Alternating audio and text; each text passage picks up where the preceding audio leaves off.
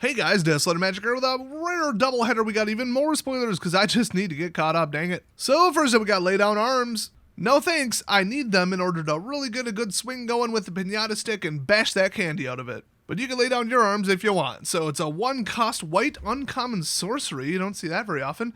Exile target creature with mana value less than or equal to the number of planes you control. They're pushing mono without giving you a benefit. This is kind of like just complete half-effort devotion. So in other words, the last time they did devotion. I mean, you gain 3 life, okay. Can't cast it without a valid target though. I don't know. This seems really good. Even early game, it's probably pretty good, so I don't know. I'd still draft it. Next up, Calamity's Wake. It's a 2-cost white instant. Exile all graveyards. Players can't cast non-creature spells this turn. Exile Calamity's Wake. Hold on. Is that Urza coming out of his little protection coffin thing from that last card from the last spoiler video? After the Ice Age, after the Silex Blast, and he survived it. I think there was a rumor back in the day that he survived it, but yeah, this is a story spotlight card. This is going to be significant.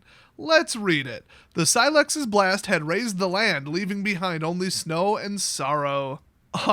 Snowmen and snow cones? You must not be from Wisconsin. No sorrows there. The real sorrows are when you try to go outside and get swarmed by mosquitoes. Yeah, the plane was destroyed, nothing's gonna grow, and everybody's gonna starve and die, and ooh, the bears, the poor little bears. Yes, I read the card wrong, shut up. But anyway, yes, it says, Urza stood alone in the sudden silence. That's right, he survived the Silex Blast that I thought he caused and was point blank on, but apparently had time to get into a coffin.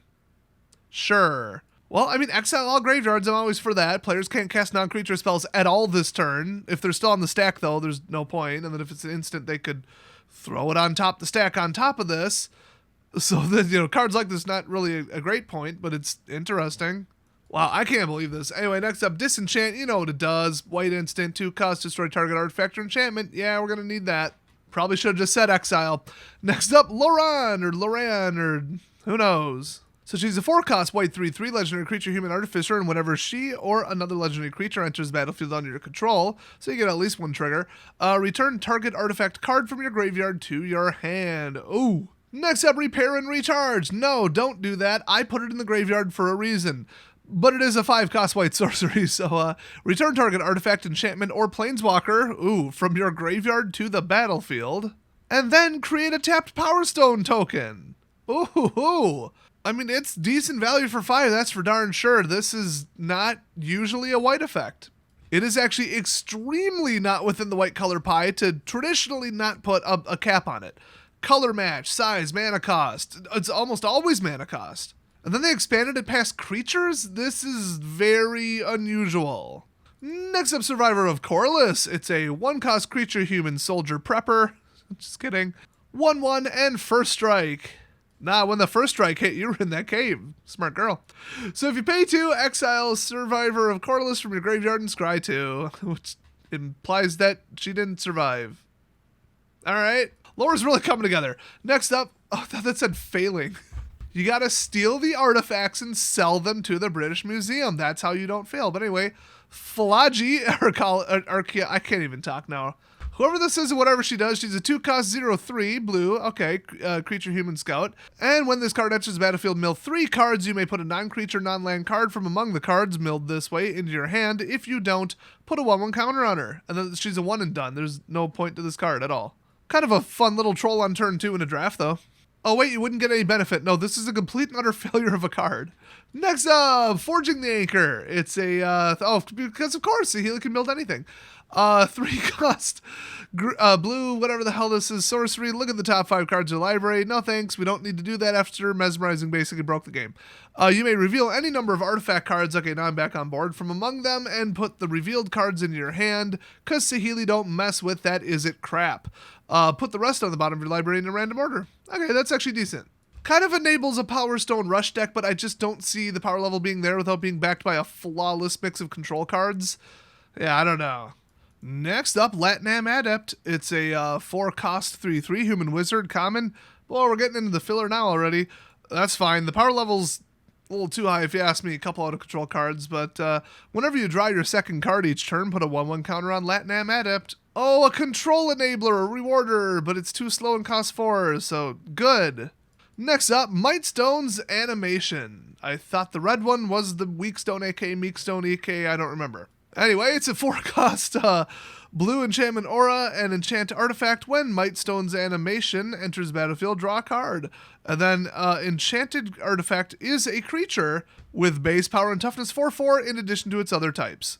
So it's End Soul artifact but watered down. That's fine, that card was annoying. Next up, Ashnod's Intervention, a 1-cost black instant. And until end of turn, target creature gets +2/+0, and when this creature dies or is put in exile from the battlefield, return it to its owner's hand. Nice. I'd rather keep it in play, and there are cards that do that for 1, but like they were historically a little too powerful. At least in draft. I don't know if that many people played them in constructed, but boy, you could just wreck somebody in the draft with it. Especially when it granted like a plus or a death touch. Oh man, Midnight Hunt. Oh, I destroyed people. Next up, Urza's Rebuff. Oh, great. 3-cost double blue instant. You know what that means. Choose one, counter target spell or tap up to 2 target creatures. Because we had to take the baseline cancel and make it worse. Next up, Disciples of Gix, which are not really selling it for me. If that's what you get into in that cult, I'll pass. So it's a 6-cost black Phyrexian human creature, 4/4, and when it enters the battlefield, search your library for up to 3 artifact cards, put them into your graveyard, then shuffle. A triple tutor with uncapped artifacts, so you're just going to get the fatties, but it costs 6, so like, whatever. Still kind of messed up, though. Next up, Gix's Caress. No thanks, keep your hands off me, weirdo. Anybody else not feeling the Jeff the Killer vibes we're getting from the art in this version? Anyway, it's a 3-cost black sorcery, and target opponent reveals their hand. Great. You choose a non-land card from it, that player discards that card, create a Power Stone. At least it's 1 card for 3 and it's not a turn 1 or 2 hand spy, but I still hate it. Next up, No One Left Behind. It's a 5-cost sorcery, and if that's in the background, I am leaving you behind. Just fair warning. So this spell does cost 3 less to cast, bringing it down to 2 if it targets a creature card with mana value 3 or less. Okay. Return target creature card from your graveyard to the battlefield. So it's a standard 5-cost Resurrect, which is your baseline cost for that effect, but you can get away cheaper if it's 3 or less total mana. It's kind of fair and interesting. It's direct to the battlefield. That's pretty powerful. Next up, Power Stone Fracture. It's a 2-cost sorcery, and as an additional cost to cast this spell, sacrifice an artifact or creature, destroy target creature or planeswalker.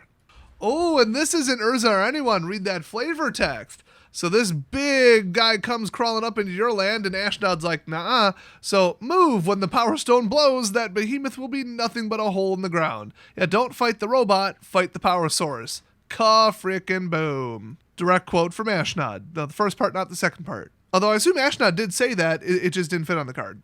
Next up, Thran Vigil. It's a 2-cost black enchantment, and whenever 1 or more artifact and or creature cards leave your graveyard during your turn, put a 1/1 counter on target creature you control. I think they forgot to write this only triggers once per turn. I mean, it's artifacts or creatures only, but still, like, the way I'm reading this, you got 20 cards in your graveyard because you self-milled, you nuke them all and hit 10, +10/+10 counters. You could split them. I mean, it's not too crazy, but for 2 mana, you still have to clear your graveyard, but like Tormod's Crypt is 0. It's not legal in standard, but we're not that far off. That's a little interesting. Next up, Phalagi Chain Dancer.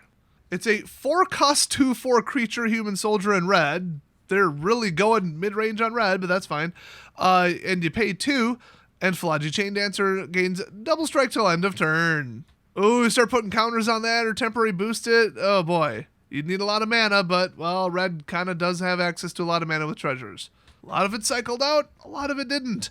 Next up, Mishra's Domination. It's a 2-cost red aura. Enchant creature. As long as you control enchanted creature, it gets +2/+2. Otherwise, it can't block. So in other words, if you strapped it to a creature you don't control. And Story Spotlight. Power radiated from the Weakstone, binding the Dragon Engine to Mishra's command. Oh yes.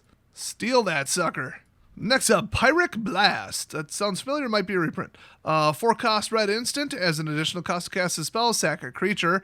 Pyrrhic Blast deals damage equal to the sacrificed creature's power to any target. I feel like to any target should have been at the beginning of that sentence, but whatever. And then draw a card. Pretty spicy. I mean, this probably should cost 4, but I've seen people do some damage with cards similar to this. Next up, Raise to the Ground. It's a 3-cost sorcery in red, and this spell can't be countered. Destroy target artifact. If its mana value was 1 or less, draw a card. I think this is pretty clear. They decided to balance out all of the mono blue artifact decks. Mono blue's a little spicy in this set. It's going to be pretty powerful. Next up, Sibling Rivalry. That's right, they're fighting for custody of their golem giant robot kid. Divorces are always terrible. So forecast red sorcery, gain control of target artifact or creature until end of turn, untap it, it gains haste until end of turn, and then create a tapped Power Stone token, because stealing something like that is dickish enough. And of course, Story Spotlight card. So that's all I can fit in this video, but watch for more spoilers in the near future. Thanks for watching, and I'll see you guys next video.